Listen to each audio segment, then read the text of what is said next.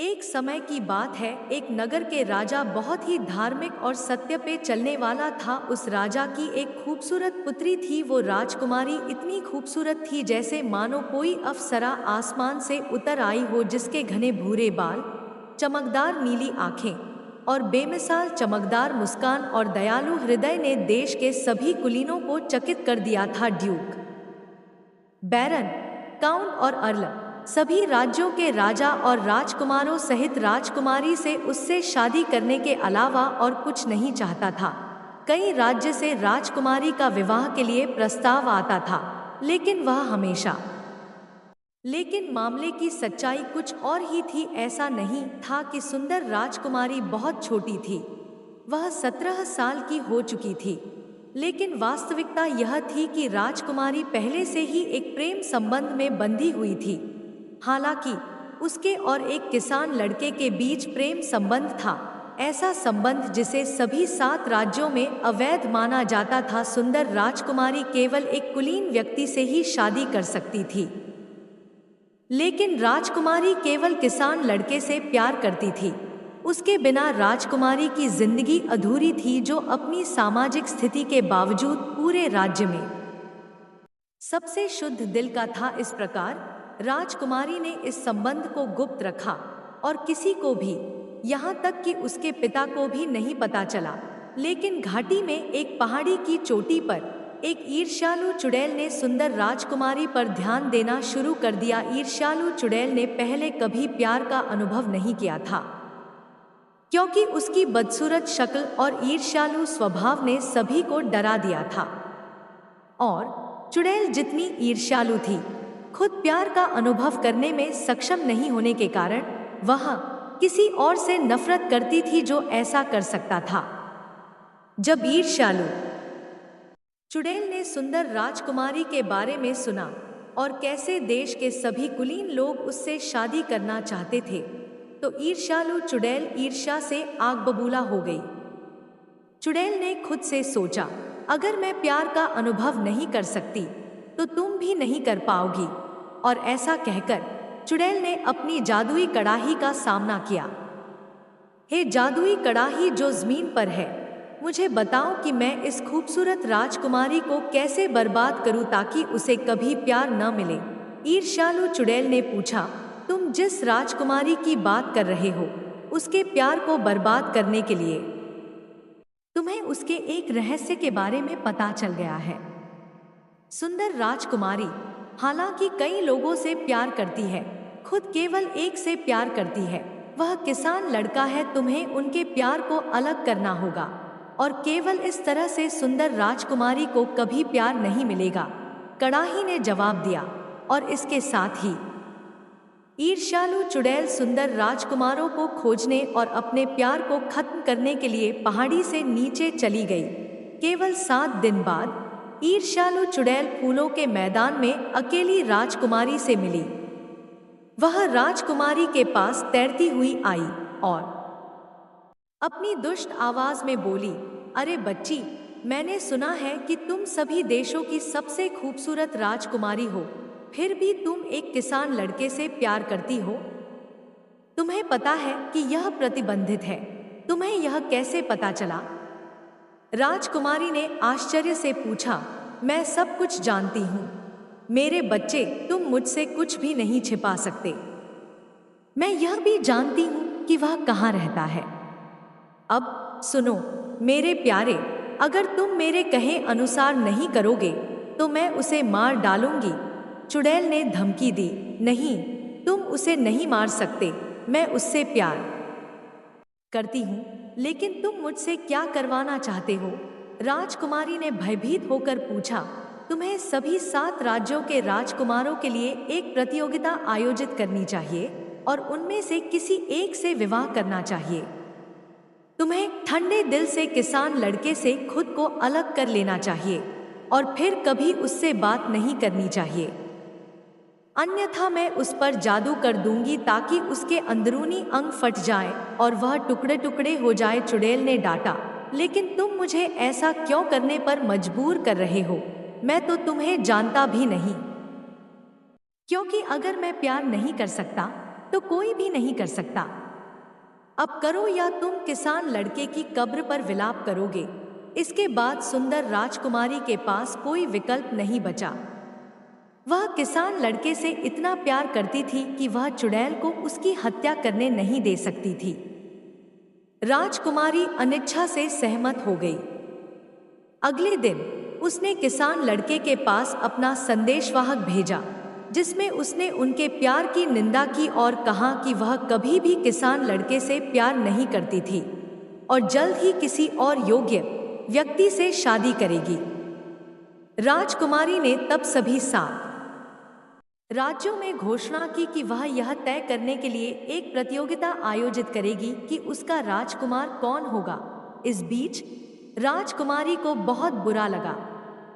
वह जानती थी कि वह जिस एकमात्र व्यक्ति से प्यार करेगी और जो उसे सिर्फ उसके रूपरंग के लिए नहीं बल्कि उसके व्यक्तित्व के लिए सच्चा प्यार देगा, वह किसान लड़का था जो पूरे राज्य में सबसे शुद्ध दिल का था। लेकिन कुछ समय बाद राजकुमारी ने जो सोचा था उसके बावजूद किसान लड़के ने कभी कोई प्रतिक्रिया नहीं दी। शायद उसने खुद से सोचा, किसान लड़का मुझे वैसा प्यार नहीं करता जैसा मैंने सोचा था। जब प्रतियोगिता का दिन आया तो कुल 111 आए, जो सभी सुंदर राजकुमारी को अपनी दुल्हन बनाने के लिए उत्सुक थे। आंखों में अनिच्छा और उदासी के साथ उसने राजकुमारों को संबोधित किया।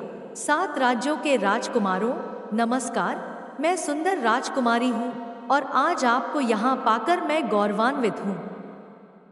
हम सभी जिस प्रतियोगिता का इंतजार कर रहे हैं उसमें 3 परीक्षण होंगे, जिनसे यह निर्धारित होगा कि आप में से कौन मेरा राजकुमार बनने के योग्य है। फिर राजकुमारी के पीछे से चुड़ैल आई, लेकिन वह एक परी गॉडमदर के रूप में प्रच्छन्न थी। फिर उसने अपनी छड़ी लहराई, 101 स्तंभों और दीवारों के साथ एक छोटी सी इमारत बनाई, राजकुमारों को चींटी के आकार में छोटा कर दिया और जादुई तरीके से उन्हें अलग अलग स्तंभों में रख दिया। फिर वह राजकुमारी की ओर मुड़ी और मुस्कुराई। पहला परीक्षण लालच है। फिर राजकुमारी असहाय होकर देखती रही, क्योंकि उसने छोटे आदमियों को धीरे धीरे स्तंभ से नीचे जाते देखा। फिर से चुड़ैल ने अपनी छड़ी लहराई और इस बार उसके जादू ने प्रत्येक राजकुमार के सामने सोने का एक विशाल ढेर बना दिया। शायद पूरे राज्य के पास जितना सोना था उससे भी ज्यादा सोना। प्रत्येक राजकुमार के सामने एक बोर्ड था जिस पर लिखा था, 7 राज्यों के राजकुमारों को आगे लाओ, अपनी लालच की इंद्रियों को सुन्न न होने दे, यह सोना ले लो और अपनी यात्रा यहीं समाप्त करो। और जहां तक राजकुमारी की बात है उसकी परवाह मत करो, क्योंकि यदि तुम स्पष्ट रूप से देखना चाहोगे, यह सोना तुम्हारे लिए अधिक महत्वपूर्ण है। राजकुमार सभी आश्चर्यचकित थे, लेकिन उनके अगले निर्णय बहुत अलग थे। आधे से ज्यादा राजकुमार सोने से इतने चकित थे कि उन्होंने प्रस्ताव स्वीकार कर लिया और अब केवल 51 ही अविचलित रह गए और स्तंभों से नीचे उतरते रहे। सुंदर राजकुमारी दंग रह गई, क्योंकि वह नहीं जानती थी कि पुरुष कितने लालची होते हैं। ईर्ष्यालु चुड़ैल ने फिर से अपनी छड़ी लहराई और सभी राजकुमारों ने सोना लिया और अपनी आंखों और कानों में जादुई चाकू से पिघला हुआ चांदी डाला और उनके प्रत्येक हाथ और पैर की उंगलियां काट दी और उनके पेट फाड़ दिए और उन्हें जंगली कुत्तों को खिला दिया गया। इस दौरान उन्हें चुड़ैल के जादू से जिंदा रखा गया। सुंदर राजकुमारी उसकी क्रूरता पर अचंभित थी, लेकिन इसके खिलाफ बोलने की हिम्मत नहीं जुटा पाई। ईर्ष्यालु चुड़ैल फिर राजकुमारी की ओर मुड़ी और बोली, अब हम उनकी वासना का परीक्षण करते हैं। फिर चुड़ैल ने अपनी छड़ी लहराई और प्रत्येक राजकुमार के सामने 1 दर्जन सुंदर युवा लड़कियों को बनाया, जो आकर्षक कपड़े पहने हुए थी और सभी राजकुमार का ध्यान आकर्षित कर रही थी। प्रत्येक राजकुमार के सामने एक बार फिर एक चिन्ह दिखाई दिया। इस बार लिखा था, 7 राज्यों के राजकुमारों को आगे लाओ, अपने भय की इंद्रियों को सुन्न न होने दे, इन सांपों से बचकर निकलो और अपनी यात्रा यहीं समाप्त करो। और जहाँ तक राजकुमारी की बात है, उसकी परवाह मत करो, क्योंकि यदि तुम स्पष्ट रूप से देखना चाहोगे, ये सांप तुम्हारे लिए खतरनाक है। फिर से आधे से ज्यादा राजकुमार डर गए और दूसरी तरफ भाग गए, जबकि बचे हुए 6 सांपों पर झपट पड़े और पाया कि ये सांप सिर्फ भ्रम थे। सुंदर राजकुमारी भाग रहे पुरुषों की कायरता से हैरान थी। फिर चुड़ैल ने कायरों को नरक की जलती हुई परतों में भगा दिया, क्योंकि हेड्स ने एक एक करके सभी राजकुमारों की आत्माओं को निगल लिया।